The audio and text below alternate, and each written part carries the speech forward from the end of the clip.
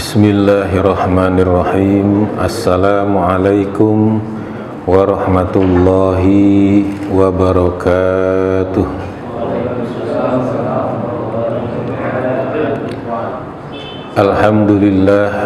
Alhamdulillahi wa kafa. Wassalatu wassalamu ala sayyidina Muhammadinil Mustafa wa ala alihi wa sahbihi ahli sidqi wal wafa.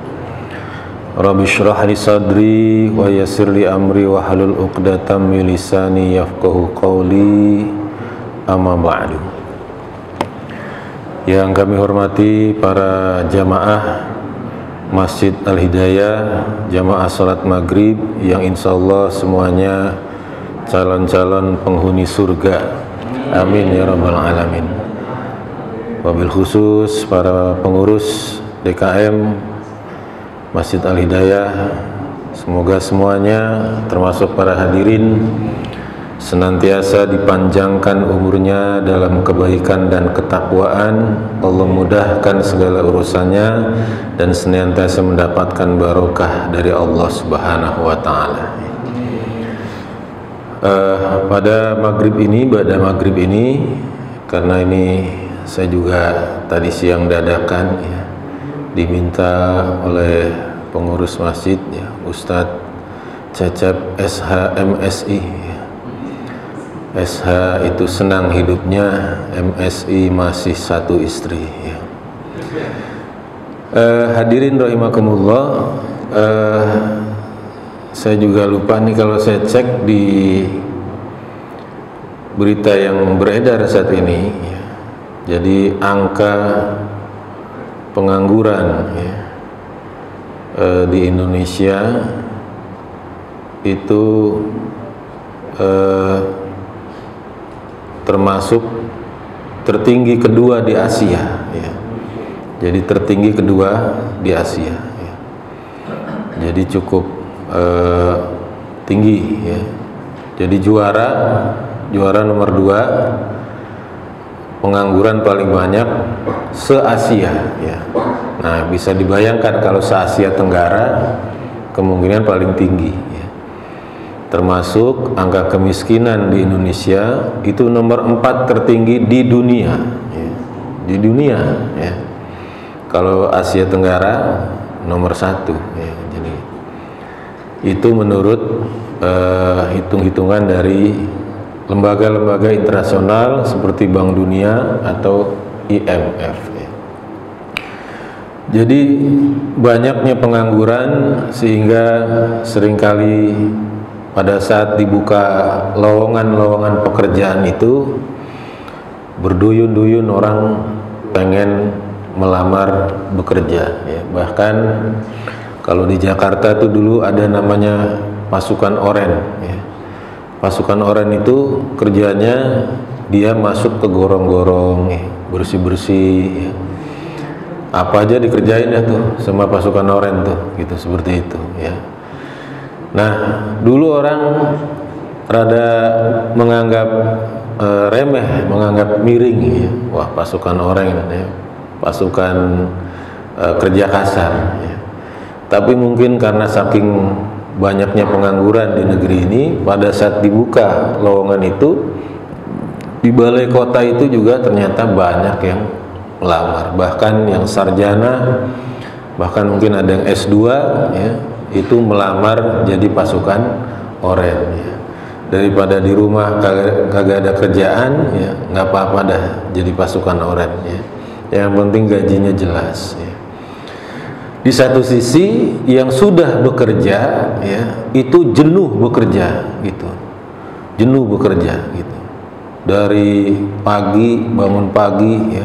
Kadang ada yang rumahnya di Gunung Putri, kerjanya di Jakarta Utara sama gitu ya.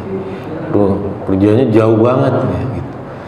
Jadi habis umurnya itu di jalan gitu. Habis umurnya di jalan. Saya pernah ketemu orang kerjanya di rumahnya di Cilengsi, kerjanya di Cempaka Putih, Jakarta Utara gitu. Bahkan ada yang rumahnya di Cianjur ya, Puncak, kerjanya di Tangerang gitu. Naik motor tiap hari gitu ya. akhirnya jenuh ya, bekerja itu ya. Di satu sisi tadi banyak orang nganggur pengen bekerja ya. Maka penting kemudian mungkin kita membahas bagaimana bekerja ini dalam pandangan Islam, bagaimana keutamaan bekerja dalam Islam, supaya yang belum punya kerjaan ya semangat mencari kerja yang halal, yang berkah. Yang sudah bekerja tambah semangat bekerjanya. Amin ya robbal alamin. Yang pertama, mencari nafkah untuk keluarga ini hukumnya wajib dalam Islam. Disebutkan dalam surat Al-Baqarah ayat 233, Allah Subhanahu wa taala berfirman, wa 'alal mauludi lahu rizquhunna wa kiswatuhunna bil ma'ruf. Dan bagi setiap anak yang dilahirkan ya, baginya itu menjadi kewajiban ayahnya untuk memberikan rizki, memberikan makan, memberikan kiswah, memberikan pakaian bil ma'ruf ya, dengan memberikan nafkah yang layak, yang ma'ruf ya. Jadi hadirin rahimakumullah, bagi kaum laki-laki mencari nafkah itu wajib ya. Bukan hanya wajib, harus memberi nafkah yang ma'ruf, yang layak ya, seperti itu. Jadi kalau hanya sekedar bekerja belum cukup ya, harus kemudian bisa memberikan nafkah yang layak untuk anak istri kita, seperti itu ya. Ini dalil dari Al-Quran. Kemudian dalil dari hadis dalam kitab Ar-Rahiqul Makhtum. Kitab Ar-Rahiqul Makhtum ini kitab Sirah Nabawiyah ya, karangan Syekh Sofi Rahman Al-Mubarakfuri ya. Beliau ini, bukunya ini Ar-Rahiqul Makhtum, ini juara 1 lomba penulisan Sirah Nabawiyah ya, yang diselenggarakan di Saudi Arabia ya. Jadi dalam kitab sirah beliau itu ada sebuah bab atau subbab judulnya Hayatul Qadhi ya. Jadi kehidupan kerja kerasnya Rasulullah Shallallahu Alaihi Wasallam. Jadi Nabi itu bekerja ya, bahkan bekerja dengan keras ya. Disebutkan dalam kitab itu, walam yakun lahu amalun muayyanun fi awali syababi. Tidak didapatkan pada diri Nabi itu pekerjaan tertentu, pekerjaan yang tetap ya, pada awal masa mudanya Nabi. Illa anna riwayati tawalat annahu kana yar'a ghanaman. Hanya saja beberapa riwayat menyebutkan bahwasanya Nabi itu menggembala kambing. Ra'aha fi Bani Sa'ad wa fi Makkah li ahliha ala qararin. Nabi itu menggembala kambing di kampung Bani Sa'ad di Mekah ya, dan juga di Mekah ya, untuk menggembala kambing penduduk Mekah dengan gaji atau dengan bayaran beberapa kirot ya, beberapa keping emas. Wa yabdu annahu intaqala ila amalit tijarah hina syab. Dan nampak Nabi itu berpindah profesi menjadi seorang pedagang, seorang bisnismen pada masa mudanya. Faqad warada annahu kana yattajiru ma'as Sa'ib bin Abi Sa'ib al-Makhzumi fakana khairu syarikin lahu ya. Dan sungguh telah dinyatakan bahwasanya Nabi itu berdagang, bermitra ya, dengan seseorang yang namanya Sa'ib bin Abi Sa'ib al-Makhzumi. Dan si Sa'ib ini adalah sebaik-baik teman berdagangnya Nabi ya. Jadi ini menunjukkan bahwa Nabi itu juga ternyata bekerja. Di antaranya tadi menggembala kambing.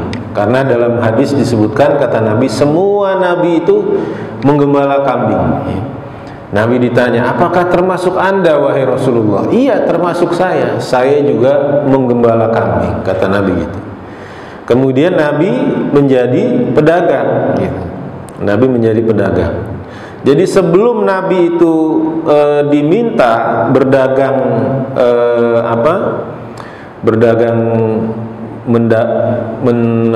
menjual barang-barang dagangannya Khadijah, ya, Nabi sudah berdagang dulu dengan yang lain seperti itu. Barulah pada saat tertentu, ya, pada waktu tertentu Nabi itu mendapatkan tawaran memasarkan dagangannya Khadijah binti Khuwailid, ya, seperti itu. Ditemani budak laki-lakinya Khadijah yang bernama Maisarah, ya. Jadi Maisarah ini sosok laki-laki, ya.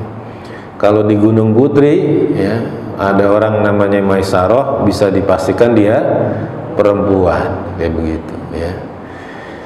Nah, jadi Nabi itu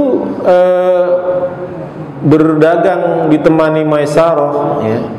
Kemudian Maisarah cerita sepulang dagang bagaimana Muhammad itu sepanjang jalan beliau itu dinaungi awan, ya. Jadi relatif adem, ya, zaman itu, ya, adem gitu. Zaman sekarang itu tetap aja, Pak, ya, nggak pakai AC, ya. Kemudian Nabi itu pernah, kata Maisarah, singgah istirahat di sebuah pohon, ya. Di situ ada tempat kediamannya pendeta Nasuro, ya. Pendeta Nasuro mengatakan, siapa orang itu, ya. Oh, itu seorang penduduk Mekah, ya, dari Mekah.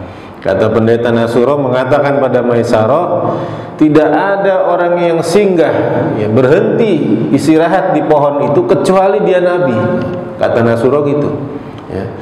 Jadi bertahun-tahun, mungkin berabad-abad tuh nggak sembarangan orang singgah di pohon itu, gitu, ya, di tempat kediamnya Nasuro, ya. Nasuro mengatakan seperti itu, ya. Nah, kemudian hadirin rahimakumullah, sepulang dari dagang itulah kemudian Khadijah binti Khuwailid itu, ya, mengirim utusan, ya, kepada Nabi, ya. Saya lupa itu berupa surat atau berupa lisan, ya. Intinya Khadijah menyatakan tertarik kepada Rasulullah, ya. Orang Betawi bilang naksir sama Nabi, sama seorang Muhammad, ya. Naksir sama Muhammad, ya. Nah, tapi, ya, walaupun Khadijah yang lebih dulu menyatakan cintanya, ketertarikannya, tetap, ya, namanya ngelamar lelaki yang melamar, seperti itu. Dan Khadijah ini seorang pedagang janda kaya, ya, dan banyak laki-laki yang ingin nikah sama Khadijah, ya. Cuma ngukur-ngukur, ngaca, ya, ngukur diri gitu. Nikah sama seorang perempuan pedagang kaya, mikir-mikir gitu. Kalau pengen nikah sama Khadijah, banyak yang pengen nikah sama Khadijah gitu. Dan Khadijah saat itu umurnya 40 tahun, ya. Nah, ini 40 tahun ini kalau bisnismen itu perawatan biasanya, Pak, ya, gitu, ya. Walaupun 40 tahun masih kencang, masih cantik, ya, seperti itu, ya. Jadi hadirin rahimakumullah, jangan kemudian Nabi itu pada saat menikah dengan Khadijah 40 tahun, ya, Nabi Muhammad masih umur 25, seolah-olah menikah dengan perempuan tua, ya. Tidak seperti itu, ya. 40 tahun kalau perempuan kaya, ya, dia perawatan beda, ya, mandinya cuma susu, gitu. Jadi hadirin rahimakumullah, maka kemudian Nabi bermusyawarah dengan paman-pamannya, dan kemudian Nabi menyatakan ingin melamar Khadijah. Maka dilamarlah Khadijah bersama pamannya Abbas, ya. Kemudian dinikahkan oleh ayahnya Khadijah, ya, oleh Khuwailid, ya. Ya, dalam sirah Ibnu Hisam itu disebutkan pada saat Nabi nikah dengan Khadijah, ayahnya Khadijah itu, ya, Khuwailid itu masih hidup, ya, seperti itu dalam sirah Ibnu Hisam, ya. Dan pada saat menikah itu Rasulullah menyerahkan mas kawinnya sebanyak 20 unta betina muda. Nah ini 20 unta betina muda ini kalau kita searching ya di Google sekarang harganya itu 50 sampai 100 juta gitu ya. Jadi 20 kali 50 ya. 20 kali 50 juta ya, kurang lebih mas kawinnya itu 1 miliar gitu. Mas kawinnya Nabi itu ya. Itu menunjukkan Nabi itu termasuk orang kaya ya, karena masih bangsawan beliau itu, masih ningrat ya. Keturunan dari Abdul Muthalib seperti itu. Jadi kalau ada yang mengatakan Nabi itu, Khadijah itu nikah dengan pemuda pengangguran ya, itu kurang baca kitab ya. Karena Nabi itu bekerja, bahkan nikah itu mas kawinnya 1 miliar ya. Atau seminimal-minimalnya kalau 1 ekor unta itu 40 juta, itu minimal 800 juta. Itu baru mas kawinnya ya, belum resepsinya seperti itu ya. Itu dari Rasulullah ya. Kemudian para sahabat juga giat bekerja ya. Ada Abdurrahman bin Auf ya, dipersaudarakan dengan orang Ansor namanya Sa'ad bin Rabi ya. Ditawarkan oleh Sa'ad bin Rabi, saya punya 2 harta ya, punya 2 kebun, saya bagi 1 buat kamu, punya 2 rumah, saya bagi 1 buat kamu, saya punya 2 istri, mana yang kamu suka sebutkan saja, saya akan menceraikannya, kalau sudah selesai masa idahnya nikahilah. Nah, gitu, seperti itu. Ditawarin rumah, ditawarin kebun, ditawarin istri gitu. Nah, ini kalau orang Gunung Putri nih pada ogah kayaknya nih ya. Nah, Abdurrahman bin Auf pada saat ditawari seperti itu, beliau dengan santun menolak ya, semoga Allah memberkahimu, keluargamu dan hartamu, mohon tunjukkan pada saya di mana pasar ya.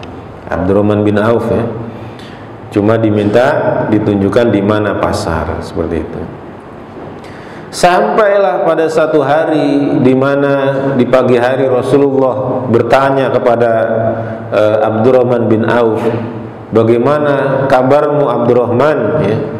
Ditanya bagaimana kabarnya, kemudian Abdurrahman menjawab, bukan menjawab baik ya Rasulullah, alhamdulillah baik ya, tapi jawabnya saya sudah nikah ya Rasulullah ya. Udah nikah. Kemudian Nabi bertanya, berapa nafkah yang kamu berikan ya?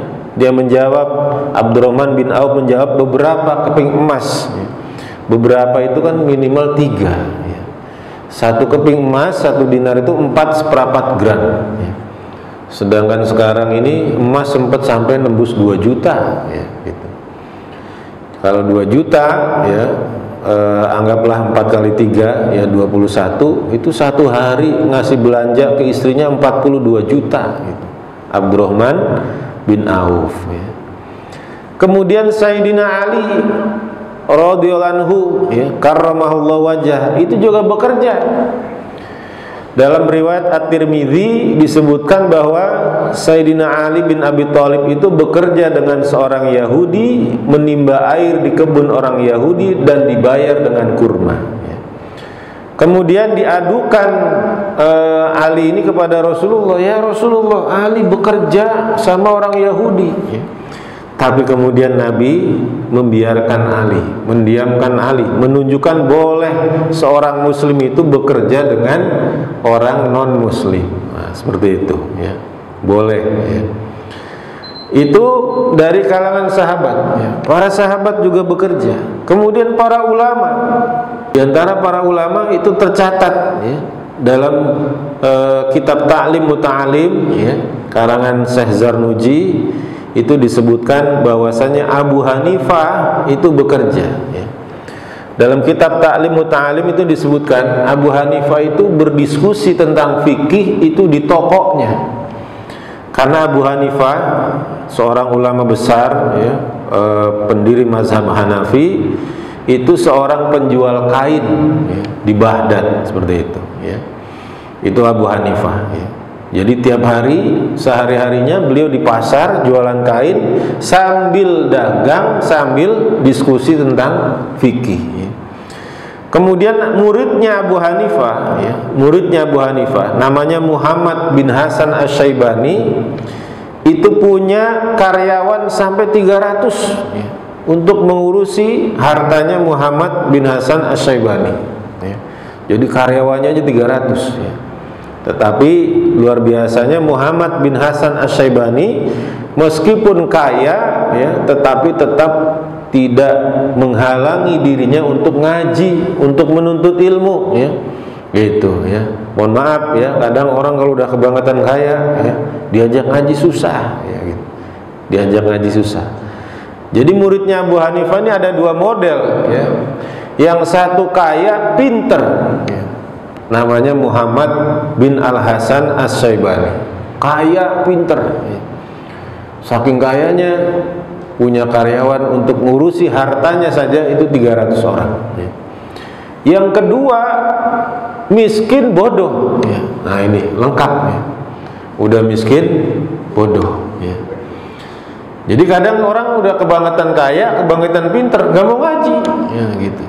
Yang kedua kebangetan miskin, kebangetan bodoh, gak mau ngaji juga, gitu. Nah muridnya Abu Hanifah ini di dua sifat yang bertolak belakang. Jadi yang satu ini yang miskin bodoh namanya Abu Yusuf. Jadi Abu Yusuf itu sampai Abu Hanifah mengatakan kunta balidan. Balid itu kalau dari sisi levelnya itu di bawahnya bodoh.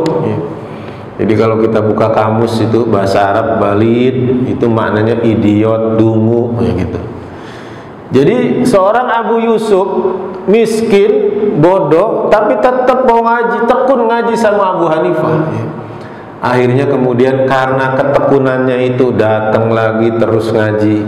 Kemudian seorang Abu Yusuf menjadi seorang alim, seorang ulama, ya. Bahkan menjadi pimpinannya ulama, ya, Abu Yusuf itu. Jadi pada masa, ya, kekhilafan Abbasiyah, Abu Yusuf itu menjadi pimpinannya para qadhi, ya, para hakim, ya, seperti itu, ya. Dan beliau mengarang kitab yang cukup terkenal, ya, tentang keuangan negara yang berjudul Al-Kharaj, ya, Abu Yusuf, ya. Nah hadirin rahimakumullah, maka di sini jelas, ya, bagaimana para ulama itu bekerja, ya. Nah yang menarik itu kemarin saya melihat salah satu penjelasan ulama tentang Syekh Nawawi Al-Bantani, ya, gitu. Jadi Syekh Nawawi Al-Bantani itu ternyata beliau itu ternyata bekerja juga, ya. Meskipun ngajar, ya, dapat upah, ya, dari ngajar, ya, dari mengisi ceramah dan sebagainya, tapi tetap beliau bekerja. Bahkan bekerjanya itu dianggap bekerja kasar, ya, menjadi mutawif, ya. Jadi kalau kita umroh itu ada mutawif yang bimbing kita tuh kemana-mana umroh, dari bandara sampai ke kamar. Kadang dia membawa-bawa tas para jamaah, ya. Nah Syekh Nawawi itu pernah ditanya, kenapa kok anda sampai membawa-bawa tas jamaah seperti ini, bekerja seperti ini, ya. Ini lebih saya sukai karena saya bisa mendapatkan harta yang halal, ya. Bukankah anda juga sudah cukup mendapatkan uang dari mengajar dan sebagainya? Iya, tapi saya tidak ingin berharap-harap mendapatkan uang itu dari jamaah. Nah seperti itu, ya. Perkara ngisi pengajian dapat apa, upah dan sebagainya, tetapi para ulama itu jangan sampai menggantungkan hidupnya dari dakwah seperti itu, ya. Makanya ada kiai besar di Jakarta itu, ya, kiai NU, ya, ngisi maulid, ya. Dia nanya, ini masjid kalau subuh kunut apa kagak, katanya. Kunut kiai, katanya. Lah NU ini masjid, katanya. Nah kalau sholat Jumat ajannya berapa kali? 2 kali Pak Kiai. Wah NU, katanya. Kalau ini tarawih berapa rakaat? 2-3 Kiai. NU, katanya. Ya udah dah, sama-sama NU, nggak usah diamplopin saya, katanya begitu, ya. Nggak usah, katanya. Haram buat saya ceramah nyari amplop, katanya begitu. nggak boleh katanya. Nggak usah ngamplopin sama-sama NU ya. Tapi ntar pulang gue ketemu bini ditanya katanya begitu. Amplopnya mana bang katanya begitu. Ya siap-siap aja lu ditanya bini gue katanya begitu ya. Jadi hadirin rahimakumullah, para ulama ya itu juga mereka bekerja ya. Jadi jangan dikira nabi, para sahabat, para ulama ya mereka tidak bekerja ya. Ternyata mereka juga bekerja ya. Nah, kemudian hadirin rahimakumullah, di antara keutamaan bekerja itu ya, dalam sebuah hadis ya, disebutkan ya, bakirul ghudwa ay as-saba fi talabi rizqi fa innal ghudwa barakatun wa najah ya. Berangkatlah pagi-pagi, yaitu di waktu subuh, untuk mencari rizki, karena pada pagi hari itu membawa keberkahan dan kesuksesan ya. Itu hadis riwayat At-Tabarani ya. Maka harus semangat berangkat bekerja ya. Kata Nabi, berangkat pagi-pagi itu akan mendapatkan keberkahan dan kesuksesan ya, gitu. Kemudian di dalam hadis riwayat Muslim disebutkan ihris ala ma yanfa'uka wasta'in billahi wala ta'jiz ya. Semangatlah dalam hal yang bermanfaat untukmu, minta tolonglah pada Allah dan janganlah kamu malas ya. Seperti itu dalam hadis riwayat Muslim ya. Kemudian hadirin rahimakumullah, dalam hadis riwayat At-Tabarani ya, itu dinyatakan ya, innallaha yuhibbul mu'mina al-mukhtarif ya. Innallaha yuhibbul mu'minal mukhtarif ya. Sesungguhnya Allah Subhanahu wa taala mencintai seseorang mukmin yang giat bekerja ya, gitu. Jadi meskipun mungkin tadi ya ada orang-orang yang sudah jenuh bekerja ya, gitu. Dulu ada pengusaha udah almarhum namanya Bob Sadino ya. Bob Sadino itu mengatakan, Anda ini berangkat pakai seragam ya. Berangkat pakai seragam ya. Berangkat pagi-pagi ya. Pulang malam ya. Gitu, harus pakai seragam ya. Anda ini bekerja apa dikerjain, kata Bob Sadino gitu ya. Anda ini bekerja atau dikerjain ya, maklum karena dia bos kan ya, pengusaha gitu ya. Kita ini kayak dikerjain kata dia, jadi pengusaha, jadi pekerja ini ya. Berangkat harus pakai seragam ya, harus tepat waktu sampai kantor ya. Kemudian pulang malam ya, gitu. Anda bekerja apa dikerjain, kata Bob Sadino begitu ya. Karena seorang Bob Sadino itu dulunya pernah bekerja di Eropa ya. Pernah bekerja di Eropa ya. Dia udah keliling Eropa, dia mengalami kejenuhan bekerja itu. Jenuh, akhirnya dia pulang ke Indonesia. Pulang, singkat kata ya, duit yang dia punya di Eropa itu dia beliin mobil ya. Dia beliin mobil buat apa? Jadi taksi ya. Mungkin zaman dulu taksi itu tidak harus resmi gitu ya. Jadi taksi ya. Sampai kemudian ternyata ya, hidup dia yang tadinya bekerja itu diatur-atur atasan itu, dia jenuh, pulang ke Indonesia milih jadi supir taksi itu. Sampai hidup dia itu pernah mengalami hidup yang kebelangsak, Bob Sadino itu. Dia katakan, pernah suatu hari saya itu harus memilih, apakah saya punya uang itu harus saya belikan beras untuk anak istri saya, atau buat saya belikan rokok ya. Karena mulut saya udah sepet ya, belum rokok, kata dia gitu ya. Akhirnya apa? Dia pilih duit itu saya belikan beras ya. Kemudian rokok ya, bekas-bekas rokok ya, itu saya buka lagi, tembakonya yang masih belum kebakar dikumpulin, dilinting lagi, dia ngerokok dari situ.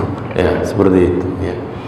Hingga kemudian dia kepikiran pengen beternak ayam negeri. Jadi dulu belum ada tuh yang namanya ayam negeri, Pak. Ya. Dia kirim surat ke temannya di Belanda, kirimin saya ayam, ya, ayam dari Eropa, sama petunjuk cara beternak ayam. Nah, gitu. Akhirnya apa? Kemudian dengan giat dia bekerja ini, ya, kemudian menghasilkan telur ayam negeri. Dulu itu belum dikenal, Pak, telur ayam negeri yang sekarang ini, hanya dikenal telur ayam kampung. Dia waktu pertama-tama itu nawarin ke tetangga-tetangganya jualan telur ayam negeri, itu nggak ada yang mau, karena bingung ini telur ayam apaan kayak begini gitu, ya. Tapi perlahan-lahan, ya, kemudian itu berhasil, ya. Kemudian dia ngirim lagi surat supaya dikirimin bibit-bibit buah Eropa, melon, ya. Dulu belum ada tuh di Indonesia, ya, melon dan sebagainya, ya. Sehingga dia akhirnya sukses jadi pengusaha, ya. Sukses jadi pengusaha, ya. Kalau pakai celana semaunya dia, ya. Kemana-mana pakai celana jeans pendek, ya. Hingga suatu hari diundang Pak Harto, ya, ketemu Pak Harto zaman itu. Dari Pas Pampres protokoler bilang nggak boleh ketemu Pak Harto kalau pakai celana pendek. Nah, gitu. Kata Bob Sadino, terserah presiden, kalau nggak mau ketemu saya nggak mau, katanya. Terserah siapa yang butuh, katanya, gitu. Akhirnya baru kali itu tuh ada orang ketemu presiden, ya, pakai celana pendek. Nah, begitu, ya. Jadinya kesuksesan itu, ya, terlepas secara teori, ya, itu adalah rizki dari Allah Subhanahu wa Ta'ala, tapi juga harus dengan semangat, ya, kita berusaha untuk bekerja, ya, untuk berusaha, ya. Kemudian dalam hadis riwayat At-Tabarani disebutkan man amsa kallan min amali yadaihi amsa maghfuran lah. Siapa yang di waktu sore merasa lelah, merasa capek karena bekerja dengan kedua tangannya mencari nafkah, maka saat itu diampuni dosa baginya, ya. Jadi kalau para hadirin sekalian, ya, mengalami sore hari pulang capek, ya, maka kalau itu dilakukan, diniatkan karena untuk mencari nafkah, ya, mencari nafkah itu adalah bagian dari perintah Allah, maka kemudian disebutkan oleh Nabi maghfuron lah, maka diampuni dosa-dosanya, ya. Kemudian dalam hadis yang lain dalam riwayat At-Tabarani itu disebutkan inna minadz-dzunub la dzunuban la tukaffiruha shalah wala siyam walal hajj walal umrah. Qala wa ma tukaffiruha ya Rasulullah, ya. Jadi kata Nabi ada satu dosa, ya. Ada dosa-dosa, bukan satu dosa, ya. Ada dosa-dosa yang sungguh itu tidak bisa dosa itu dihapus dengan sholat, tidak bisa dihapus dengan puasa, bahkan tidak bisa dosa-dosa itu dihapus dengan haji dan umroh, ya. Padahal kan diantara diantara fadilah umroh itu kan menghapus dosa, ya. Tetapi ternyata ada hadis ini riwayat Tabarani, ada dosa-dosa yang tidak bisa dihapus dengan haji dan umroh, ya. Kemudian ada diantara para sahabat bertanya, lalu apa yang bisa menghapus dosa itu wahai Rasulullah, ya. Qala, ya, berkata Nabi, al-humum fi talabil ma'isyah, ya. Dosa itu hanya bisa dihilangkan dengan kebingungan, kegelisahan di saat mencari nafkah, ya. Di saat bingung mau ngapain lagi nih, semua usaha udah dikerjain, ya. Bingung, ya, dalam mencari rizki, mencari nafkah. Pada saat ada orang seperti itu, ya, dia bingung, ya, pada saat mencari nafkah, kebingungan itulah kata Nabi yang bisa menghapus dosa, yang dosanya itu nggak bisa dihapus dengan pahala puasa, dengan sholat, bahkan dengan haji dan umroh, seperti itu, ya. Maka kalau kemudian orang itu bekerja, dia bingung, ya diantara bentuk bingung tuh jenuh juga bisa, ya, gitu. Mau resign, ya, mau keluar kerja, bingung nanti mau kerja apaan kan gitu. Sementara banyak orang nganggur, ya, tapi bekerja, ya, udah jenuh, ya. Kadang teman-teman di tempat kerjaan juga udah nggak, bahasa Betawinya udah nggak semenggah, ya, udah nggak cocok, ya. Tetapi, ya, tadi itu kalau mau keluar kerja, ya, bingung juga mau ngapain, ya. Nah, orang bingung dalam mencari nafkah itu, kata Nabi, dia akan mendapatkan pengampunan dosa yang tidak bisa didapatkan dari amalan-amalan yang lain, ya. Kemudian hadirin rahimakumullah, dalam hadis riwayat Al-Baihaqi, Nabi SAW bersabda, Innallaha ta'ala yuhibbu idza amila ahadukum amalan an yutqinah. Sesungguhnya Allah Subhanahu wa taala mencintai, ya, menyukai jika salah satu di antara kalian melakukan pekerjaan, yaitu pekerjaan yang tekun bekerja, profesional bekerja, ya. Tidak hanya sekedar bekerja, ya, tapi tekun bekerja, maka diantara fadilahnya adalah mendapatkan cinta dari Allah Subhanahu wa taala, ya. Baik hadirin rahimakumullah, sudah pukul 19:07, ya. Mungkin tinggal 1-2 menit lagi masuk waktu Isya. Jika diantara para jamaah ada yang ingin menyampaikan pertanyaan, ya, terkait materi pada ba'da maghrib kali ini terkait keutamaan bekerja, kami persilahkan, ya, jika diantara para jemaah ada yang ingin bertanya tentang seputar keutamaan bekerja, ya, tafadhol, ya. Silahkan kalau ada yang ingin bertanya, ya, sebelum kita akhiri kajian kita pada malam hari ini. Ya, oh, azan dulu. Oh ya, ya. Ya, silakan azan dulu dah. Ya. Oh.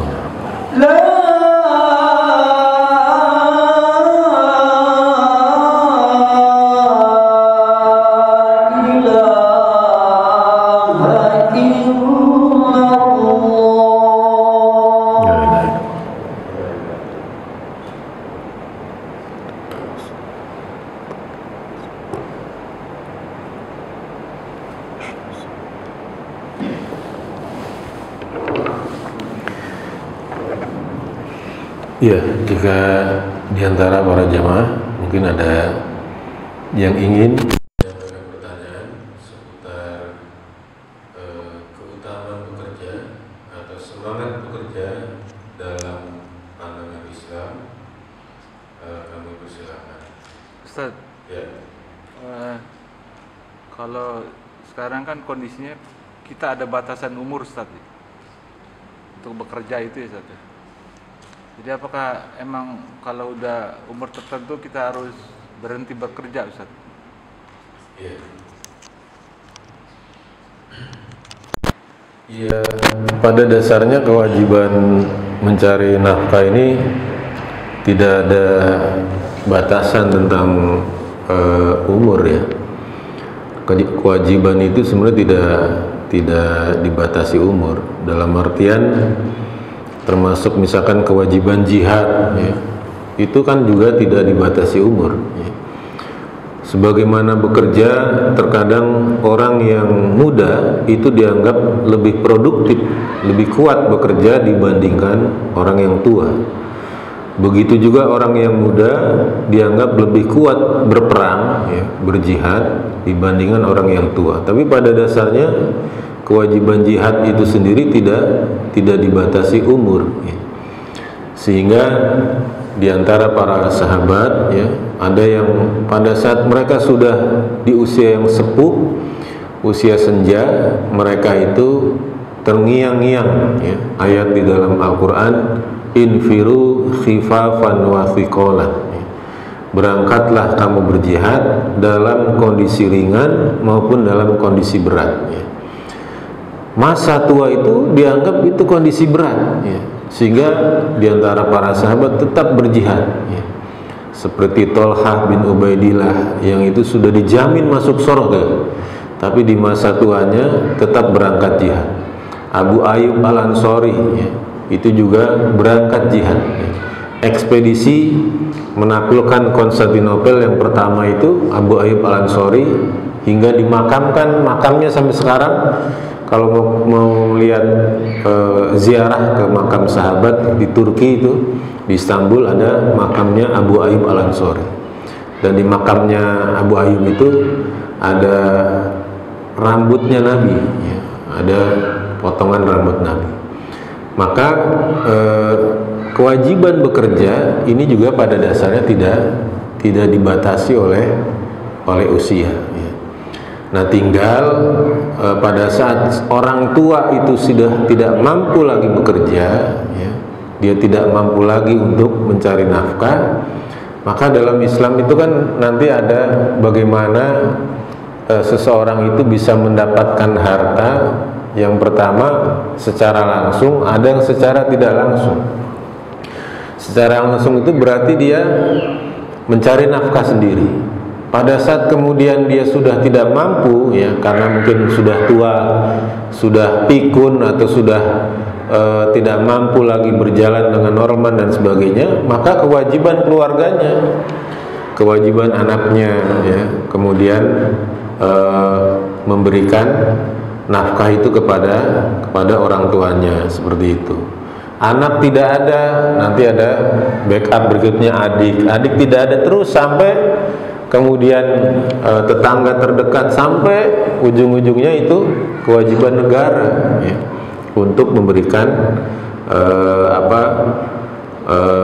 kebutuhan primer, ya, bagi orang-orang yang tidak mampu bekerja. Tetapi secara basic, ya, secara mendasar, selama orang itu masih kuat bekerja, masih mampu bekerja, ya, tidak ada larangan kemudian orang itu untuk bekerja. Menariknya memang di negeri-negeri di Eropa khususnya, ya, itu tidak membatasi, ya, lowongan pekerjaan itu dengan usia, gitu. Bahkan di Eropa itu tidak membatasi pekerja itu dengan dia punya disabilitas, gitu, ya. Jadi saya waktu di Turki itu, pada saat pulang dari menyusuri Selat Bosporus itu, kita mau naik kereta cepat, gitu, ya. Itu waktu itu sedang error jaringan kereta itu, ya. Kita mau nanya petugas, ternyata petugasnya itu bisu, gitu. Sudahlah, orang Turki itu kalaupun dia bisa bicara, kita juga pusing. Orang Turki itu nggak bisa bahasa Arab, nggak bisa bahasa Inggris, gitu, ya. Nah, apalagi ini sudah orang Turki bisu, ya. Dia nggak bisa bicara, jadi cuma ha gitu, ya. Di situ saya kaget juga, ternyata di Turki itu pekerjaan itu tidak dibatasi orang itu normal atau tidak normal, gitu, ya. Jadi orang tidak normal selama dia bisa mengerjakan job desk pekerjaan tertentu, itu ternyata juga mereka diberikan pekerjaan seperti itu. Sehingga meskipun ada orang-orang yang mungkin dilihatnya sudah sepuh, ya, sudah tua, rambut sudah banyak yang putih, tapi kalau kemudian masih bisa bekerja, ya, dengan normal, ya, dengan profesional, maka masih dibolehkan bekerja, ya. Termasuk tadi daripada mungkin, ya, orang tua itu dia minta-minta sama anaknya, ya, dia kemudian merasa dirinya masih kuat bekerja, ya, maka kemudian dia memilih untuk mencari uang sendiri, seperti itu. Nah, itu tidak ada masalah seperti itu, ya. Meskipun kemudian, ya, kalau anaknya itu mampu dan sebagainya, tentu melakukan birrul walidain, ya, berbakti pada orang tua di masa-masa orang tua sudah usia senja, itu menjadi sebuah kewajiban bagi anak. Ya, mungkin seperti itu dari para jamaah. Mungkin ada yang, ya silakan Pak. Ya. Setahu saya itu Rasul itu usia menikah itu sekitar 40 tahun ya Pak Ustaz. Dengan Siti Khadijah. Dia usia 25 tahun Pak. 25 tahun usia menikah, tapi dapatkan wahyu itu usia 40 tahun. Berarti seperti itu Pak. Apakah pertanyaan gitu Pak Ustaz? Apakah setelah mendapatkan wahyu itu beliau itu berhenti bekerja atau masih terus bekerja? Rasulullah Pak Ustaz. Itu aja benar. Iya. Dia masih usia aktif ya, usia 40 tahun ya.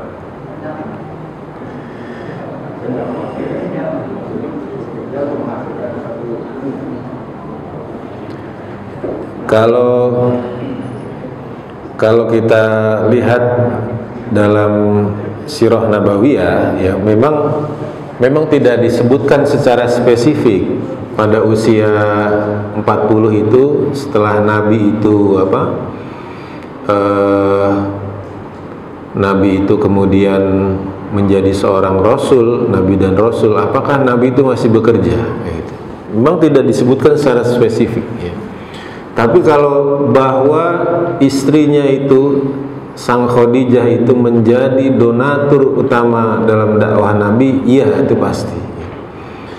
Jadi kalau kita lihat, bisa jadi ya, di masa-masa usia Nabi itu sudah cukup matang ya, usia 40 itu, bisa jadi ya Nabi itu dengan istrinya sudah menjadi sebuah kesatuan bisnis bersama seperti itu. Sehingga kalau kita lihat ya dalam sirah itu, Nabi itu sudah mendapatkan passive income, kurang lebih gitu Pak. Buktinya apa? Dalam sirah itu disebutkan menjelang Nabi itu mendapatkan wahyu ya, menjadi Nabi. Di antara kebiasaan Nabi itu kan tahanuts ya. Gitu, tahanuts ya. Ya, beliau menyendiri, itu bisa sampai berminggu-minggu Nabi itu ya, naik ke Gua Sur itu ya, seperti itu. Jadi dan itu tidak bisa dilakukan kecuali orang itu sudah mapan dari sisi finansialnya, seperti itu ya. Jadi sudah ditinggalkan itu bekerja pada saat itu ya. Jadi beliau itu sudah banyak melakukan tahanuts itu ya, menyendiri di Gua Hiro seperti itu ya.